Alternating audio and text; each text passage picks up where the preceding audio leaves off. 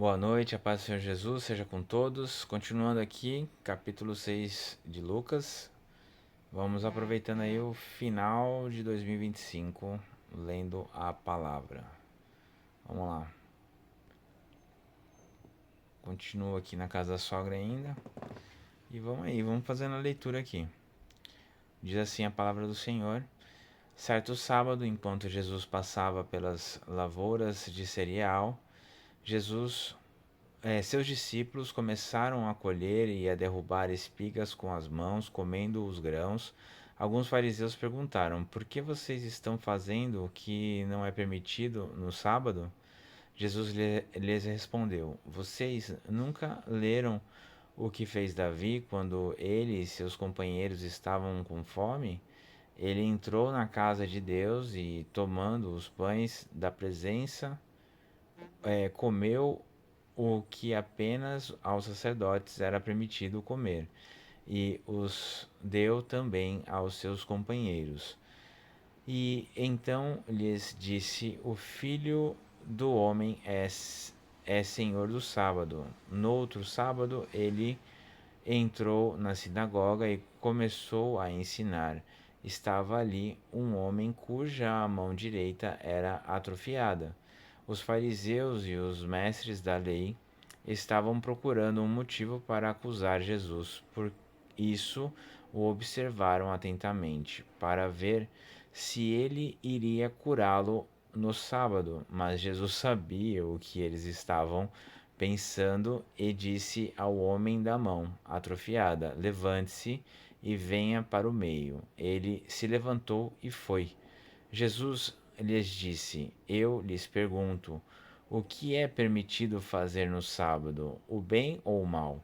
Salvar a vida ou destruí-la?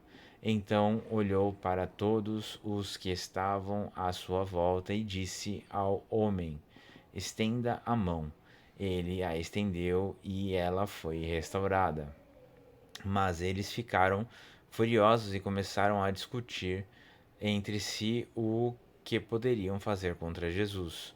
Num daqueles dias, Jesus saiu para o monte a fim de orar e passou a noite orando a Deus. Ao amanhecer, chamou seus discípulos e escolheu 12 deles, a quem também designou como apóstolos: Simão, a quem deu o nome de Pedro, seu irmão André, Tiago, João, Felipe, Bartolomeu, Mateus, Tomé, Tiago, filho de Alfeu, Simão, chamado Zelote, Judas, filho de Tiago, e Judas Iscariotes, que veio ser o traidor. Jesus desceu com eles e parou num lugar plano. Estava ali muitos dos seus discípulos e imensa multidão procedente de toda a Judéia, de Jerusalém e do litoral de Tiro e de Sidom, que vieram para ouvi-lo e serem curadas de doenças. O, os que eram perturbados por espíritos imundos ficaram curados, e todos procuravam tocar nele, porque dele saía poder que curava a todos. Olhando para os seus discípulos, ele disse: Bem-aventurados vocês, os pobres, pois a vocês pertence o reino de Deus. Bem-aventurados vocês que agora têm fome, pois serão satisfeitos. Bem-aventurados vocês que agora choram, pois haverão de rir.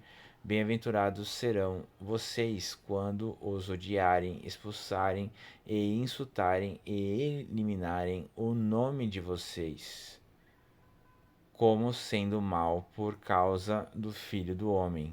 Regozijem-se nesse dia e saltem de alegria, porque grande é a recompensa de vocês no céu. Pois assim os antepassados deles trataram os profetas. Mas ai de vocês, os ricos, pois já receberam sua consolação. Ai de vocês, que agora têm fartura, porque passarão fome. Ai de vocês que agora riem, pois haverão de se lamentar e chorar. Ai de vocês, quando todos falarem bem de vocês, pois assim os antepassados deles tratarão os falsos profetas. Mas eu digo a vocês que estão me ouvindo, am, am, am, amem os seus inimigos, façam o bem aos que os odeiam, abençoem os que os amaldiçoam, orem por aqueles que os maltratam. Se alguém lhe bater numa face, ofereça-lhe também a outra. Se alguém lhe tirar a capa, não o impeça de tirar-lhe a túnica. Dê a todo o que lhe pedir, e se alguém tirar o que pertence a você, não lhe exija que o devolva. Como vocês querem que os outros lhe façam, façam também vocês a eles. Que mérito vocês terão se amarem aos que os amam? Até os pecadores amam aos que os amam. E que mérito terão se fizerem o bem àqueles que são bons para com vocês? Até os pecadores agem assim. E que mérito terão se emprestarem às pessoas de quem esperavam devolução? Até os pecadores emprestam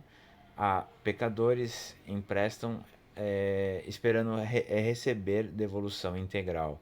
Amem, porém, os seus inimigos, façam-lhes o bem e emprestem a eles sem esperar receber nada de volta. Então a recompensa que terão será grande e vocês terão filhos do Altíssimo.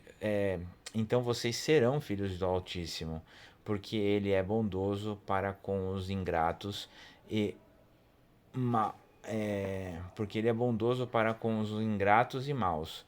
Sejam misericordiosos, assim como o Pai de vocês é misericordioso. Não julguem,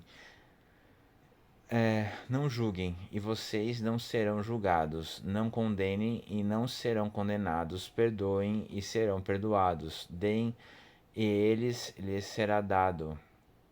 Uma boa medida, calçada, sacudida e transbordante será dada a vocês, pois a medida que usarem também será usada para medir vocês. Jesus fez também a seguinte comparação: pode um cego guiar outro cego?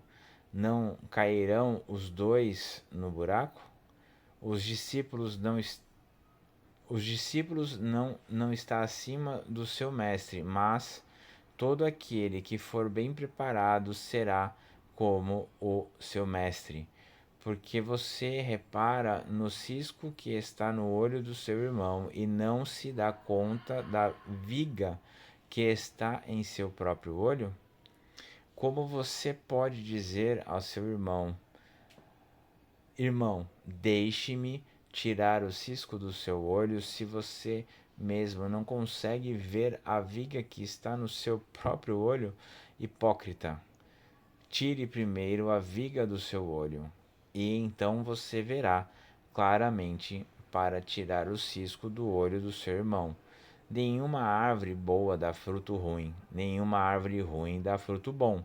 Toda árvore é reconhecida por seus frutos. Ninguém colhe figos de espinheiros, nem uvas de ervas daninhas. O homem bom tira coisas boas do bom tesouro que está em seu coração, e o homem mau tira coisas do, mas do mal que está em seu coração, porque a sua boca fala do que está cheio o coração. Porque vocês me chamam Senhor, Senhor, e não fazem o que eu digo. Ah, por que vocês me chamam Senhor, Senhor, e não fazem o que eu digo? Eu lhes mostrarei a que se eu lhes mostrarei a que se compara aquele que vem a mim, ouve as minhas palavras e as praticas. É como um homem que, ao construir uma casa, cavou fundo e colocou os alicerces da rocha. Quando veio a inauguração, a quando veio a inundação, a torrente deu contra aquela casa, mas não a conseguiu abalar, porque estava bem construída. Mas aquele que ouve as minhas palavras e não as pratica é como um homem que construiu a casa sobre o chão sem alicerces. No momento em que a torrente deu contra aquela casa, ela caiu e a sua destruição foi completa. Concluído aí, capítulo 6. E vamos para o próximo logo em seguida, beleza? Fiquem com Deus aí. Até mais.